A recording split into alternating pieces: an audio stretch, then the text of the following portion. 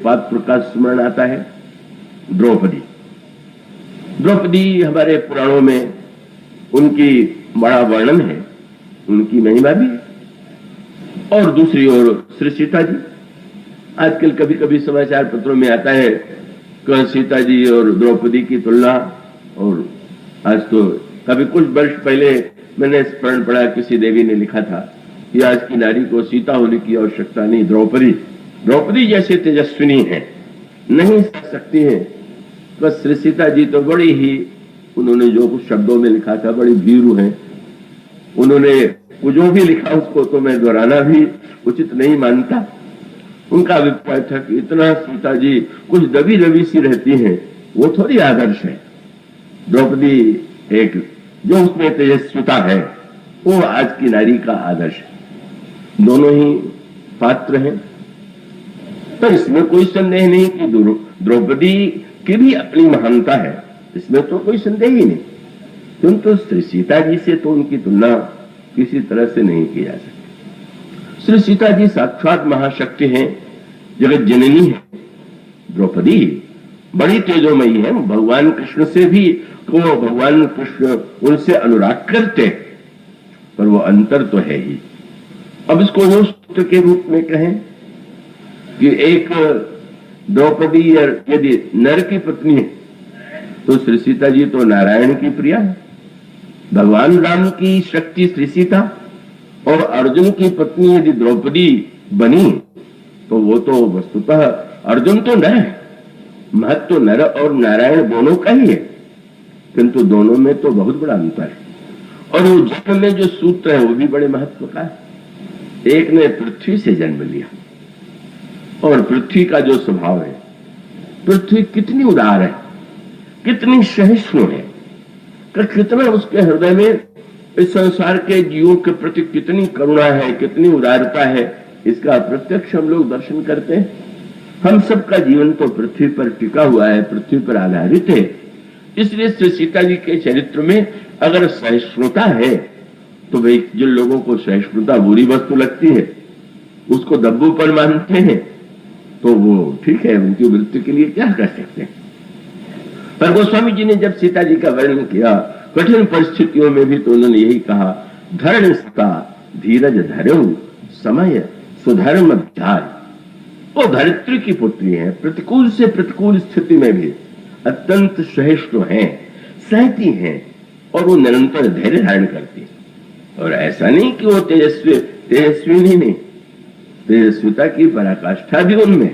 आप कल्पना कीजिए, जो लंका में अकेली बंदी हो, राक्षसियों से घिरी हुई हो, जगत विजेता रावण जिनके समक्ष सारा वैभव लेकर के उपस्थित हो, प्रलोभन दे रहा हो, विवाह करने के लिए आग्रह कर रहा हो, और उसका उत्तर जो श्री सीता जी ने दिया, कौन कह सकता है कि ऐसी तेजस्विता क्या सरल है क्या? जिस तरह से उन्होंने रावण को संबोधित किया, वो संबोधन तो यही था, सुन दशमुख खद्योत प्रकाशा कबहु तोलिनी करई विकासा। सठ दुष्ट कह करके रावण को संबोधित करने में उनको भय नहीं लगा। कसठ सुने हम आन सिमोही अधम लज्ज लाजन है तो ही, तू निर्लज्ज है, लज्जा नहीं है। इस तरह से जो परम तेजोमयी, और उन परम तेजोमयी के तेज के समक्ष रावण जैसा जगत विजेता भी एक बार धर्षित हो जाता है।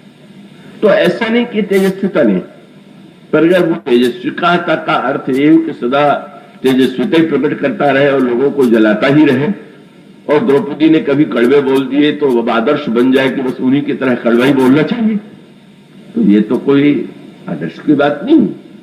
और उसको दूसरे सूत्र के संदर्भ में देखें तो द्रौपदी का भी जन्म जो हुआ वो यज्ञ से हुआ, और श्री सीता जी का भी जन्म यज्ञ से हुआ, पर उनके यज्ञ के मूल में पृथ्वी, जहां से उनका प्राकट्य हुआ।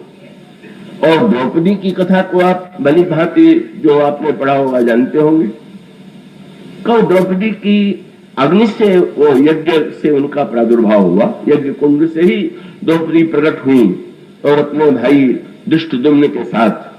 पर वहां मूल में वृत्ति दूसरी है, एक और द्रुपद है तो दूसरी ओर जनक है। जनक महान निष्काम वैराग्यवान और ज्ञानी है, और द्रुपद उतने ही संसारी है।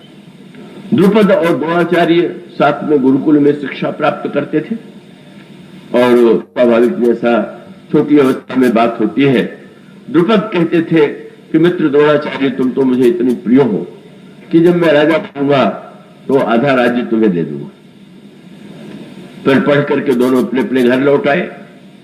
समय आने पर द्रुपद राजा हो गए, और यहाँ द्रोणाचार्य बेचारे दरिद्र और इतने अभावग्रस्त कि जब पुत्र का जन्म हुआ तो उसको पिलाने के लिए दूध भी नहीं दे सकते थे। ऐसी दरिद्रता।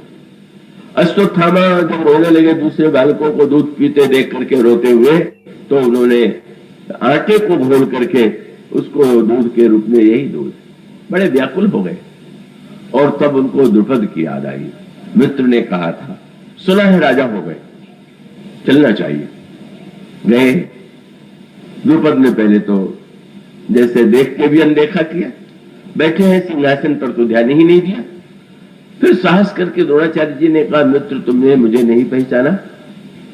मैंने तुम्हारे साथ गुरुकुल में शिक्षा पाई। उन्होंने कहा, हाँ। नहीं जाने कितनों ने शिक्षा पाई मेरे साथ, अब किसका किसका हम ध्यान रखें। ऐसे तो उन्होंने कहा, मित्र तुमने कहा था कि आधा राज्य देंगे। अरे ये तो बचपने की नासमझी की बातें होती हैं, इसको याद रखना तो मूर्खता। अगर तुम्हें कुछ चाहिए तो मैं कुछ दिलवा दूं, लेकिन वो पुरानी बातें याद दिलाने की आवश्यकता नहीं। द्रोणाचार्य बहुत तेजस्वी स्वभाव के थे, उन्हें इतना क्रोध, और उन्होंने कहा, नहीं तुम्हारी कोई वस्तु नहीं चाहिए। और फिर जब वो पांडव और कौरवों के शिक्षक बने, और वो शिक्षा के बाद शिष्यों ने कहा कि गुरु दक्षिणा क्या चाहिए, तो भूल नहीं पाए अपने अपमान को, और उन्होंने यही कहा कि तुम लोगों में से जो उस द्रुपद को बंदी बनाकर मेरे सामने लावेगा, मैं समझ लूंगा कि मेरा योग्य शिष्य वही। कर्ण कोई शिष्य समर्थ नहीं हुआ, और अर्जुन ने वो कार्य करके दिखाया। द्रुपद को बंदी बना करके द्रोणाचार्य के सामने ला करके खड़ा कर दिया, और तब द्रोणाचार्य ने मुस्कुरा करके कहा, मित्र तुम उस दिन तो मुझे नहीं पहचान पाए थे, पर आज तो शायद पहचान गए हो। बड़े लज्जित, बड़ा अपमानित अनुभव किया, और ये कहा कि मैं चाहूं तो तुम्हें मार सकता हूं, लेकिन मैं ऐसा नहीं करूंगा। पर वो तुमने जो वचन दिया था उसको तो मैं पूरा करा ही लूंगा। आधा राज्य द्रुपद से छीन लिया और उसके बाद लौटा दिया। तो इस सारा चक्र मानो क्रिया प्रतिक्रिया जैसी कि समाज में होती है। एक पत्रकार ने मुझसे पूछा, रामायण महाभारत में क्या अंतर है? तो मैंने एक, महाभारत माने जैसा होता है, और रामायण माने जैसा होना चाहिए। तो महाभारत तो प्रतिक्रिया का चक्र है। अगर द्रोणाचार्य, अगर द्रुपद ने अपने स्वभाव का परिचय दिया, तो द्रोणाचार्य भी निश्चित कर चुके हैं कि बदला लेके रहेंगे। और द्रोणाचार्य से अपमान हुआ तो द्रुपद को ये नहीं लगा कि मैंने भूल कर दी थी, ये तो भूल नहीं है ना, एक दरिद्र ब्राह्मण ने मुझे इस तरह अपमानित कर दिया, मुझे बंदी बना के खड़ा कर दिया, बदला लूंगा। और तब उन्होंने कहा मैं यज्ञ करूंगा। तो बड़ा अंतर है ना। जनक और द्रुपद दोनों की क्या तुलना हो सकती है? जनक में महान संतत्व है, क्षमता वैराग्य है। द्रुपद तो एक क्रोधी, प्रतिक्रियावादी और हिंसक स्वभाव के राजा के रूप में। यज्ञ के लिए कोई अन्य मुनियों ने स्वीकार कर दिया तो एक मुनि मिल गए, और जब उन्होंने यज्ञ किया तो यज्ञ मानो अग्नि तो थी, और उनके मन में जो बदला लेने की प्रतिहिंसा की वृत्ति है, वो प्रतिहिंसा की वृत्ति प्रज्वलित अग्नि से जब द्रौपदी जन्म लेती तो उसके मूल में यही था कि मुझे यज्ञ से ऐसा पुत्र मिले कि जो द्रोणाचार्य का सिर काट ले। और तब द्रौपदी और दुष्टदुम्न का जन्म होता है। और सारी महाभारत की जो कथा है उसी क्रिया और प्रतिक्रिया के चक्र पर ही आधारित है। द्रौपदी जन्म लेती है, उनके जीवन में कभी दुर्योधन पर व्यंग्य है, कभी दुर्योधन पानु, तो इस तरह से एक क्रिया प्रतिक्रिया का चक्र। और फिर एक और कौ दुष्टदुम्न कि उन गुरु द्रोणाचार्य से ही उन्होंने शिक्षा भी पाई शस्त्र। द्रुपद ने पूरी कूटनीति का परिचय दिया का धृष्ट सामने से उन्होंने कभी परिचय नहीं दिया कि मैं बदला लेने के लिए व्यग्र हूं। तो धृष्ट दुम्नों को भी लेकर के आए, बोले आप तो बड़े योग्य गुरु हैं, इनको भी शिष्य बना लीजिए। और शिष्य इसलिए बनाया जा रहा है पुत्र को कि बाद में मार सके। ये जो घोरतम वृत्ति है, और धृष्टद्युम्न ने यही किया। युद्ध में जब द्रोणाचार्य नेत्र मूंद करके ध्यान में बैठे हुए थे, जब शस्त्र छोड़ चुके थे, तब भी धृष्टद्युम्न ने अपनी बात रखने के लिए द्रुपद की प्रसन्नता के लिए द्रोणाचार्य का सिर काट लिया। और द्रुपद फिर इस तरह से जब पिता का सिर कटा तो अश्वत्थामा के जीवन में उसके बदला लेने की वृत्ति आई। और फिर जब युद्ध की समाप्ति के बाद धृष्टद्युम्न को जिस बुरी तरह से अश्वत्थामा ने मारा, उसका मूल तत्व तो यही है कि भाई जीवन में प्रतिक्रिया तो बड़ी सरलता से होती है, होती ही रहती है, पर अगर प्रतिक्रिया को अनवरत बढ़ाते चला जाए तो एक महान विनाश हो सकता है, जैसा कि महाभारत में हुआ। और उसके भी प्रतिक्रिया अंतुगत्वा कितनी भयावनी है वो महाभारत की कथा से स्पष्ट है। श्री रामचरितमानस में श्री सीता जी का जो चरित्र है, जब ये कहा गया कि अतिशय प्रिय करुणानिधान उनकी, मां की प्रकृति उनकी है, वे करुणामयी है। और करुणामयी जो श्री सीता है का उनका जन्म तो किसी प्रतिक्रिया के फलस्वरूप नहीं हुआ है, किसी से बदला लेने के लिए नहीं हुआ है। उनका जन्म तो हुआ है प्रभु के प्रति जीव के हृदय में प्रेम उत्पन्न करने के लिए और जीव के प्रति ईश्वर के हृदय में करुणा उत्पन्न करने के लिए। इसलिए श्री सीता जी का जो चरित्र है पृथ्वी के पुत्री के रूप में, वो इस तरह से जो उन्हें निरंतर आप देखेंगे आदि से अंत तक उनके जीवन का ये करुणामय पक्ष जो है, यहां तक कि जिस समय लंका का युद्ध समाप्त हुआ उसके पश्चात भगवान राम ने विभीषण से ये कहा कि सीता जी को ले आइए। का उस समय सीता जी के पास विभीषण जी ने जाके प्रार्थना किया कि आपके लिए मैं वाहन की व्यवस्था करता हूं, पालकी की व्यवस्था करता हूं, आप चलें। श्री सीता जी ने स्नान किया, वस्त्र धारण किया और पालकी पर बैठ गई। और पालकी पर बैठ करके ढोने वाला उन्होंने किसे बनाया? वो राक्षसों को।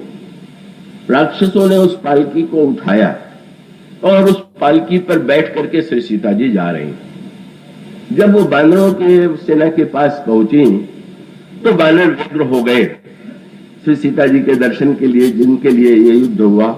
उनका दर्शन तो करें, पालकी के ऊपर पर्दा पड़ा हुआ है और वो बंदर तो जानते बेचारे नहीं कि क्या सभ्यता और क्या शिष्टाचार होता है। वो तो उत्सुक हो गए कि तेरा पर्दा हटा करके दर्शन तो कर ले। और तब लिखा हुआ है कि श्री सीता जी को की पालकी भी राक्षस ढो रहे थे और बेत लेकर के जो रक्षा करते हुए चल रहे थे वो भी राक्षस ही थे।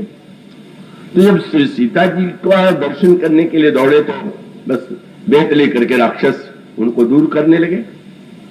और तब भगवान श्री राम ने मित्र विभीषण से कहा कि मित्र सीता जी से कहो कि वे पैदल आवे। कबस्य सीता ही सखा पयादे ही आनो, पालकी पर नहीं पैदल ले आओ। श्री सीता जी उतरे, बंदर अन्य हो गए दर्शन करके उनका, लेकिन श्री सीता जी स्वयं अपनी इच्छा से पालकी पर बैठ के आ गई। नहीं कर सकती थी, नहीं मैं तो अपने प्रीतम के पास पैदल ही चलूंगी, मैं पालकी पर बैठ के नहीं चलूंगी। पर वहां भी मां की करुणा, उसका अभिप्राय है कि मां ने सोचा कि बंदर तो मेरे कुपुत्र है, पर ये जो कुपुत्र राक्षस है, और जहां हमारे प्रभु ने प्रतिज्ञा किया है कि निश्चरहीन करो मही, तो बेचारे जो बचे हुए हैं उनकी रक्षा का उपाय यही है कि उनसे भी सेवा लेकर मैं कह दूं कि वो पहले जैसे भी रहे हो, पर आज तो मेरा भार ढोने वाले हैं, आज तो मेरे रक्षक हैं। यही मां की करुणा है, यही श्री सीता जी का स्वरूप है। इसे जनक सुता जग जननी जाति की अतिशय प्रिय करुणा निधान की। इसके बाद की चर्चा कल। बोलिए श्री